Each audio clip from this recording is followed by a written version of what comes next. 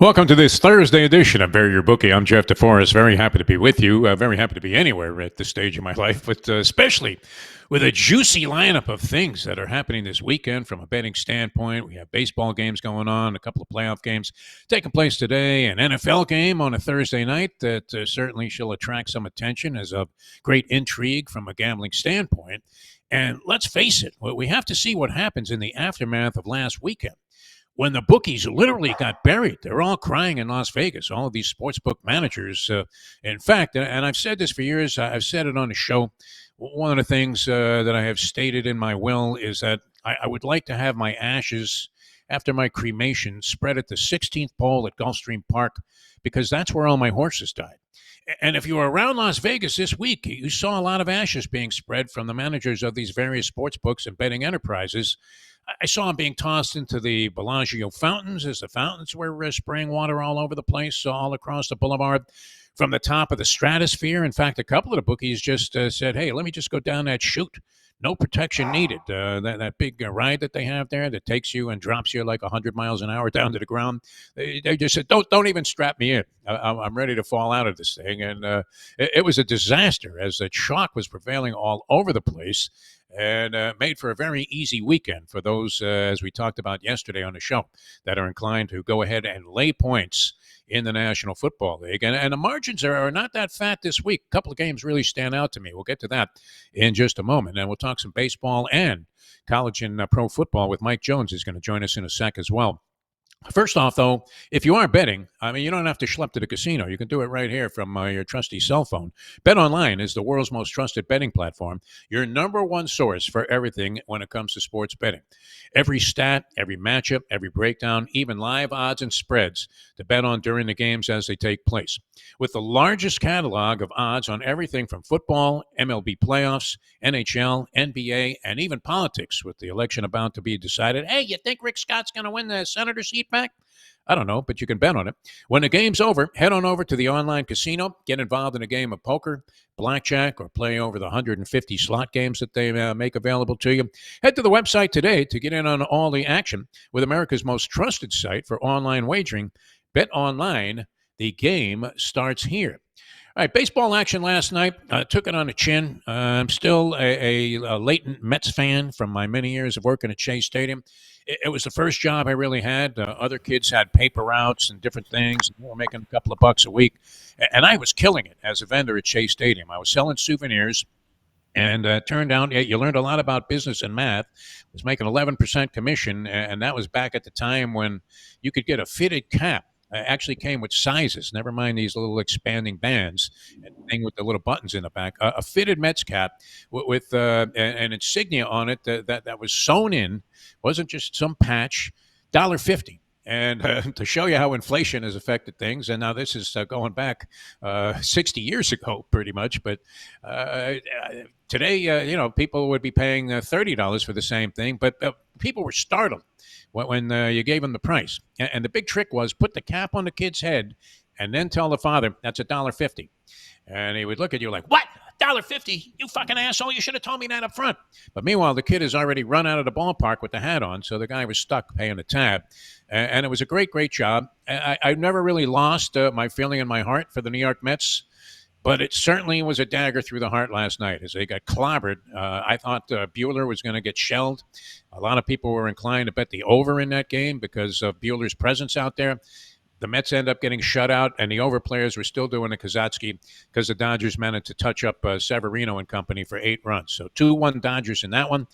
Both series are in action tonight with the resumption of the Yankees and the Cleveland Guardians. Now in Cleveland, Yankees in a commanding position there, up to nothing, but we shall see with Boyd if the Guardians can turn it around. We welcome to the show one of our favorites here. And yet another, one thing about this show that you can say is all of the guests are extremely good looking. This is a handsome gentleman we bring on here. Mike Jones joins us on the program. Michael, how are you, my friend? I'm very good. Thank you, Jeff. Well, weren't you the guy that was telling me to bet the over in that game? Because Walker Buehler getting touched up? Yeah, and I guess I was right and wrong. I guess I got the guy that finally came off out of his hibernation and threw a shutout, but we did get a little lucky with the Dodgers getting 8 runs. And the big thing was Otani's home run, which was a monster shot. I kept looking at it. I'm like, is that going to go out of the stadium? I mean, that was as far a ball as I've seen hit all year, probably. I mean, it was probably 15 rows up in the third level. Yeah, I mean, in the old stadium, that would have been in the Flushing Bay there, even fighting the wind. And that's always a good thing. I mean, every now and then, a degenerate gambler deserves a break where you're dead wrong. All of your theories are way off base, and you still end up Yeah. cashing a ticket. That's always a favorable circumstance. So Yeah. you were in on the over on that one. 2 games tonight. I want to get into the baseball first, then we'll get into some college and pro football. But 2 games tonight. Did the Guardians? You've been a Guardians fan, I think, through the postseason. Little bit. I mean, I think this is the game they have to win. Let's put it on the line. I'm gonna take them today. Okay. Out of desperation, the Yankees have controlled the series. Now they're going to get back there, a little bit different edge. But I think Cleveland comes through a little bit today. But here was what I thought might be the turning point. If I could go back, I know it was the second at bat after it, but Soto gets intentionally walked with Judge coming up, and Judge gets a sac fly to go up 3-0. I thought that was kind of an important part of the game and maybe of the series. That only happened one other time this year, and Judge hit a grand slam. And then I think he makes an out the next time up and then gets the home run late. I thought that might get him jump-started, where I think this could probably catapult the Yankees to a series win. But I'm going to go against the norm, what I normally would try to say, and go with the Yankees just because of the momentum, and say that Cleveland gets a game in the series, and this is the one they're going to get. Well, the bookies seem to be with you on this. I was surprised to see this kind of a staggering price in this game. I know Boyd is their ace, but the Yankees are getting plus 150 on the road against the Cleveland Guardians, and you have to lay 180. Is that right?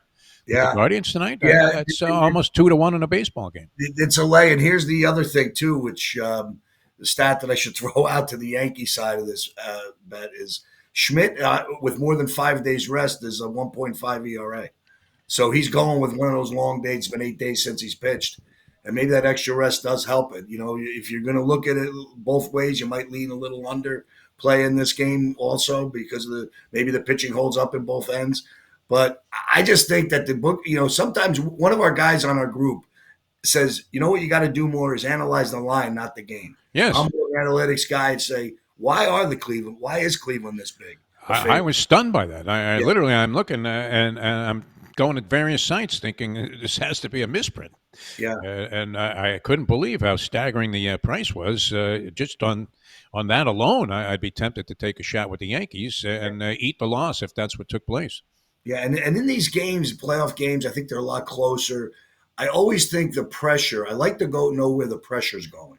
I think in today's world of sports, which has happened more in the last 15 years with the social media and the players' access to phones and things that happen, that pressure amounts to this. I think we see it in the big games in the Super Bowls and the championship games and all this stuff, that if a game is equal, who has more pressure on them? I do feel a little bit on Cleveland, but in this game, not as much, but I think Cleveland does have it. I just think they have to get a game, and this is the one. I don't think they win the series at this point. I just think the Yankees' talent, the better team, comes through. But if I had to pick it, it's today for Cleveland, and the line's dictating to you that someone knows something, that they're going to do it. Yeah, and people are always trying to figure out, is this a pivotal game? All games in the postseason are pivotal. Yes. All games. I mean, you lose game one, and you're talking about who is the pressure on. That's a nice way of saying who's up against it. Right. And game two becomes monumental for both sides. And now with the Yankees with a 2-0 lead, certainly if they go up 3-0 and still have a couple of games left at home, you would have to think they go on and win the series. All right, the other game goes tonight, Dodgers and the Mets, and we talked about the Mets in the 2 games they've lost combined 17-0. They did bounce back in that second game and surprised a lot of people as they ended up winning that game after getting clobbered in game number 1, annihilated. So the bounce back factor here depends on Quintana, who is one of those slicers and dicers, right? He's a guy that isn't necessarily going to blow you away, but he throws a lot of breaking shit out of the strike zone. People bite on it. And Yamamoto is the opposing pitcher. A guy that the Dodgers acquired at tremendous expense in a wild bidding war to get yet another guy that looked like he was going to be the next Japanese star. Injuries impeded his season, but nonetheless, he still had a winning record. Impressive 3.00 ERA. He's not being counted on to go a long distance in this game. And the Dodger bullpen, which was outstanding last night, I thought was one of their suspect areas, along with their starting pitching. The Dodgers tonight are plus 120. The Mets, you have to lay 150 to win 100 on this thing. What do you think? Is there a chance they bounce back? I mean, we saw the annihilation in game one, and they came right back and dominated game number two. You got to like the lefty in game two, Manea, having all his success. They go back to another lefty today. I don't know. I just don't see it.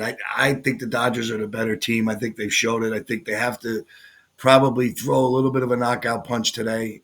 I think they will. Yamamoto, a great start in his last start against the Padres. Their pen is pitching lights out. I just look at this as a very, you know, obviously pivotal game for the Mets. But I kind of look at the Dodgers have been that team all year. The Mets are kind of lucky on borrowed time, extra money to get here.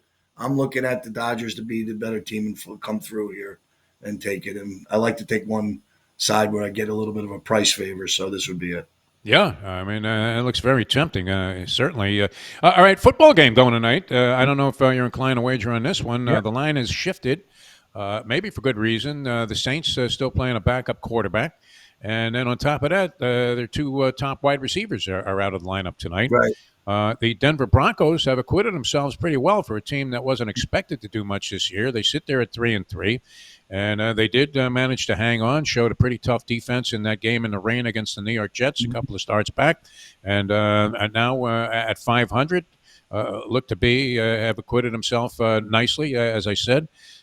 What was plus one Denver when the line opened up, and maybe with the knowledge now that these receivers are out, that's compromised New Orleans' chances even at home, even more. And you have to lay 2.5 with the Denver Broncos. Right. What's your feeling on this game? Because New Orleans fans are secretly hoping they have a disastrous season and continue to flounder because they all want to get rid of Dennis Allen, who they see as the biggest single problem that the Saints are facing. Well, let's look. I'm looking at the game last week as a South Carolina fan and a wife and daughter who went there. I follow Spencer Rattler pretty closely. So I was very intrigued to watch him start the game last week against Tampa. Thought he looked good for a half. Todd Bowles comes in with the halftime adjustments. They get outscored 27-0 second half. He throws a couple picks. He gets more pressure on him. Now he's got the short week after that tough outing. Basically you would kind of look at it as tough, even though he had some success to go into this game here against Denver. I think one of the things that did happen, I saw that Carr was upgraded doubtful. So there is a possibility he might play tonight. I think that kind of might dictate a little bit of something if you look at that before the game that's in. But I think why we got a little move here is I think Sean Payton's return to New Orleans is kind of a thought here that I think that, that might give it a little edge to Denver. I think if the players really respond and like him and they've played well, I'm very interested to see how they come out and play this game if they're rallying behind him to give a little bit more, maybe emotion into this game and want to win one for Sean kind of thing. I think unlike the next game, which I'll talk about in the NFL, has another return too. I like in this game where it might be a little more positive. The fan base might be embracing of Sean a little bit, so I think it might be a little bit more comfortable for him. I kind of would lean. I'm probably not going to take this game. I lean a little bit Denver, just with the inexperienced quarterback. Bo Nix has a little bit more success.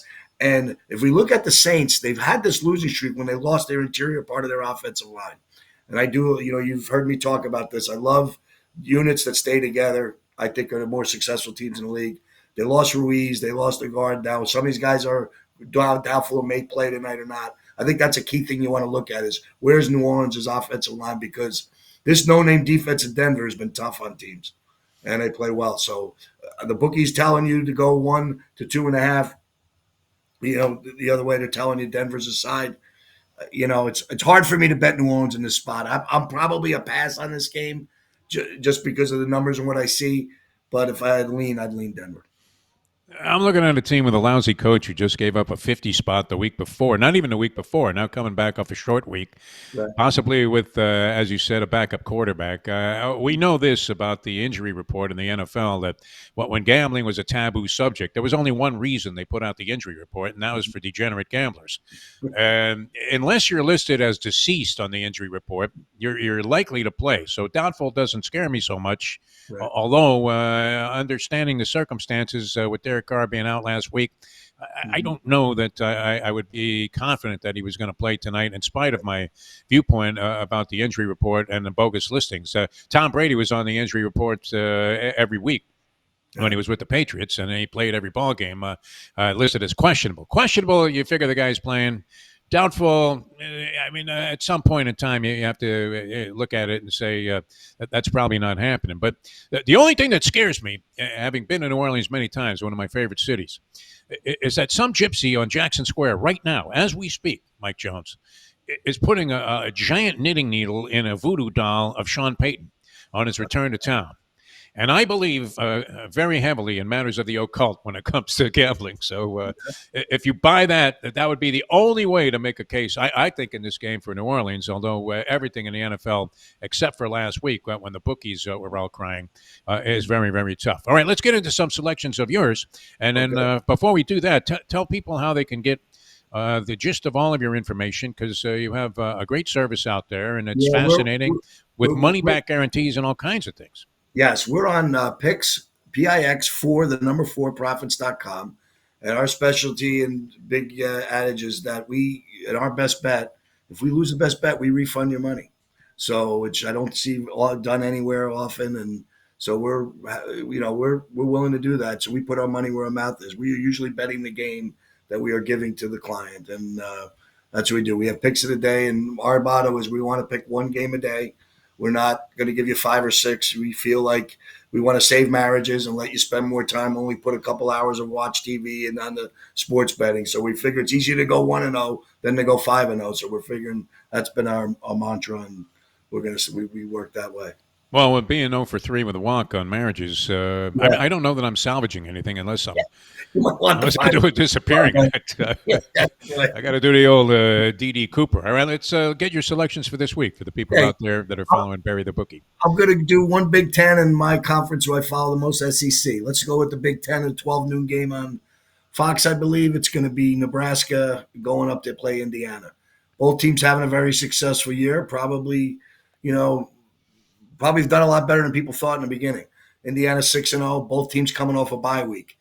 I like the toughness of Nebraska's schedule. I think they played a little bit tougher schedule in the Big Ten, and I think they played at Colorado, where I think UCLA was the team that played Indiana. I'm looking at this game to go stay. It's going to be close. I'm taking Nebraska plus the 6.5, and I'm a big Matt Rule fan. I feel the coaching at this point in this game will come about. I think Nebraska's probably got the better recruiting base, the better athletes.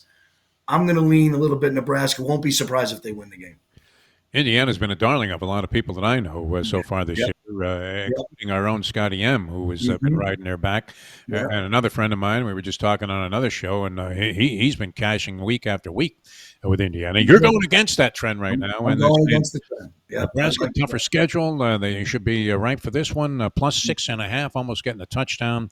Right. Mike Jones' first pick on the show today. Nebraska plus 6.5. Where else are we going, my friend? I'm going down to the South, LSU and Arkansas. Probably the two teams with the most NIL money. I make a joke of that only because I think it's more about recruiting boosters now than it is recruiting players. Yes. But anyway, in this game, LSU's been kind of getting a little lucky to me. Lucky to beat South Carolina, lucky to beat Mississippi. Arkansas had a great win coming from 11 points down to beat Tennessee last week. They had a bye. I'm liking Arkansas. I found it fascinating. I thought the line would be higher. I liked it at 3. Then I saw 2.5, which made me interesting. Again, the move coming off 2.5. There might be some smarter people than me on Arkansas in this game, but I'm going to take the home dog and go with Arkansas plus the 2.5. All right. I have that game. Oh, I'm looking at the Indiana Nebraska game. All right. Arkansas plus 2.5. I almost gave you 6.5 on this one. I'll take it. They Wouldn't guaranteed. that be nice? Yeah. Trust me, my bookie, who I've had for a long, long time, Louis the Lipschitz out of Brooklyn, New York. He's also my divorce attorney, so I've been losing with this guy forever. And if I called him right now and said I won 6.5, believe me, he would immediately hang up the phone and have me Baker acted. 2.5 plus 2.5, Arkansas and LSU. All right, Yeah. Mike, what else you want to take a shot with? I'm going to go to the pros. My Giants fandom is there watching the game Sunday night, watching me lose one of those backdoor bad games where the guy should take a fall and cover the 3.5 or 4 in most cases, some 4.5s out there, runs it in the end zone, puts his defense on the field, missed field goals. Giants are just struggling. They lose their left tackle. Andrew Thomas is now out for the year. But Philly's been no great shakes either, and the return of Saquon Barkley would normally be the big point of attention here. I think the Thomas injury and the Giants being 2-5 kind of puts a little low on this. A lot of fans are going to go out there. I think they're going to treat Barkley a little bit different than they will treat Sean Payton tonight. There's going to be a lot of boos, and he doesn't even think that. So there's a lot of little things going on could distract. I just I just feel in this game this might lead toward an under. Giants have not scored only one touchdown in the home field this year. The total's 42.5.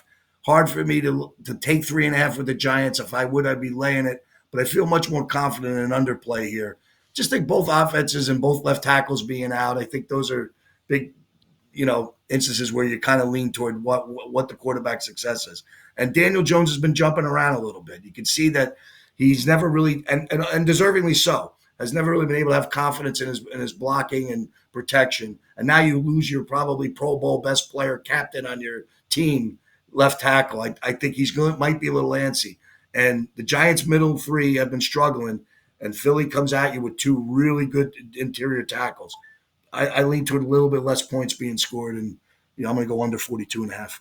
All right, Mike Jones, recapping here. We have Nebraska getting 6 and a hook from Indiana, who's been a hot choice of a lot of gambling aficionados. We got Arkansas getting 2 and a hook from LSU, thinking that LSU has been a bit fugazi so far this year in the last couple of weeks. And under 42.5. Eagles and the G-Men, your beloved New York Football Giants. A couple of games I just want to get your opinion on. I don't know. I would imagine, is that your last official pick here you want to make on Yeah, the show? official picks, those would be Okay. it. Yeah, let's go. What do you think about the big one, Texas and Georgia? Boy, I'll tell you, Texas up and moving up in class in this particular game. Georgia's been kind of disappointing, both against the number. Yeah, they had the great comeback Alabama, but they lose. They have a really game that didn't look that much. I was watching back and forth a little bit against Mississippi State last week, struggling a little bit. They don't look like the same Georgia team we've watched. Do they get right this week? I don't know. I think it's a really tough game. If I had to bet it, I would lean toward Georgia just because of the factor that this is a big Texas first real big appearance in the SEC, and we'll check and see if Texas is ready to go in this particular moment. The quarterback has been a little bit iffy. He's been in and out of the lineup. I know the home field would be a big deal in Texas, but Georgia knows that this is the game they have to win and play well in if they're going to make their statement in the SEC and get in a tournament. They lose a second game. Now all of a sudden, their reputation has to come in there to maybe be in the 12 if they would end up losing the third. So I kind of like Georgia's desperation in this game a little bit. And we're going to test Texas. It's a big SEC moment for Texas. So I would lean a little bit Georgia. All right, leaning Georgia, and that line actually has been going in the other direction. Started out, I think, 4 favor of Texas, and I saw it at 5 and a hook now. Right. So Georgia getting more points, and I don't know if it'll shift even further. Georgia's performance shows that should probably be happening. Texas Yeah. has played very well, and Georgia hasn't. So maybe they're coming off that big win against a down Oklahoma team. I mean, I look at that another game, not to jump around here, but Oklahoma's only laying 2.5 to South Carolina. I think that line might have been 12 at the beginning of the year. So you see how things have changed a little bit for Oklahoma. So maybe that win isn't as really good as you would think. I know Oklahoma's a little decimated with injuries. I think they're on the second or third quarterback. So I think, maybe Texas hasn't played that competition. Normally, they've played the school competition, but maybe not on the field competition that Georgia might have played. Yeah, I'm watching Sarkisian in some of these press conferences. We know that obviously Kirby Smart, extremely competent coach and very good in big games, having won championships back to back. But as as you look at Sarkisian, he seems extremely confident in this team. I mean, just very, very placid about the whole thing. So very interesting matchup there. And then the other big one, I guess, that people are zeroing in on the college slate would be Alabama and Tennessee. And Alabama is laying points on the road against Tennessee after some very suspicious performances in the last couple of weeks, including, I mean, you can go all the way back to that second half collapse that they had against Georgia, where they're dominating the game and then fell behind in the fourth quarter late. And it took a miracle pass play for them to get out of that one, lose to Vanderbilt straight up, and then nearly beaten at home by South Carolina. And they're laying 2.5 against the Tennessee team that is 4-1, but is quickly becoming a darling of a lot of people and possibly a contender to win it all this year. You love to talk to people who have their heart in it. I have a friend who's a Tennessee grad who I talked to, and I was really confident about them playing Florida last week, and he kind of talked me out of it. So, I thought that would be the bounce back game after what happened in Arkansas when they blew the lead. I think the expectations there were getting big. I think Heupel's there, but I wonder a little bit about some of his game management and things like that. But in this particular case, this is a big rival. I think this is the rival. Alabama, Tennessee goes back decades, and this is a big rivalry game. I think Alabama is still the team that I think they're missing, obviously, Nick Saban. I just think that Caleb DeBoer, although I think he was maybe a right fit, I think he's just slightly overmatched with with what he's dealing with the outside interference at Alabama. The fan base is as crazy. The fan base is.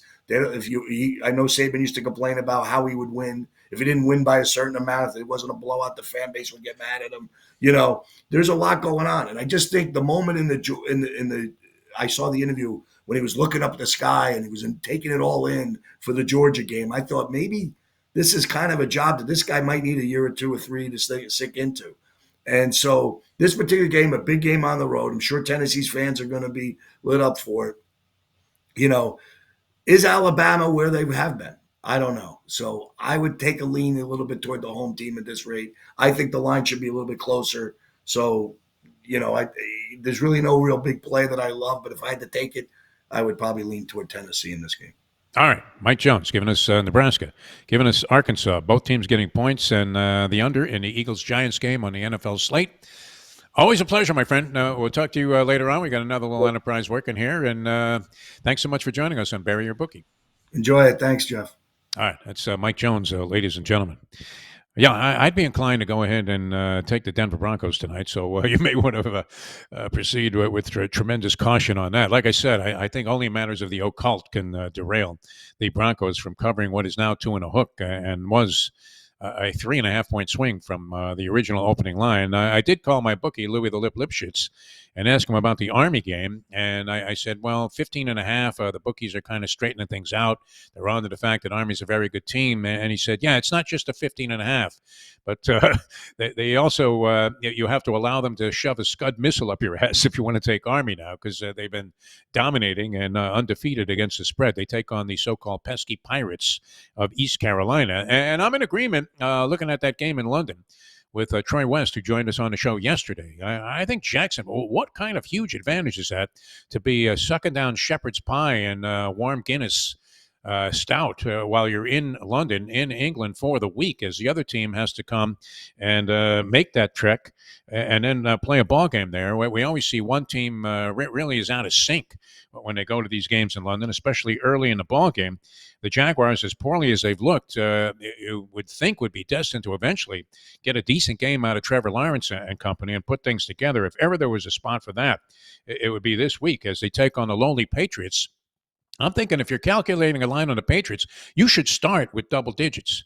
The Patriots only getting 5.5 points from the Jaguars because of their poor performance so far this year does not seem like enough to me. So even though we often criticize the people for going with the chalk, and one of our credos is never lay points in any game, the money line would be prohibitive, but I'd be inclined to go ahead and lay 5.5 with the Jacksonville Jaguars, with what looms as a large seeming home field advantage by being in London for the entire week over the New England Patriots, who have been staggering around of late and have gone to May as their quarterback, still I mean, extremely green, and I don't know that they're going to put up much of a fight there against the Jacksonville Jaguars, but we shall see. But those would be my leanings. Tomorrow we'll have the professor. He's been ice cold the last couple of weeks here on the show.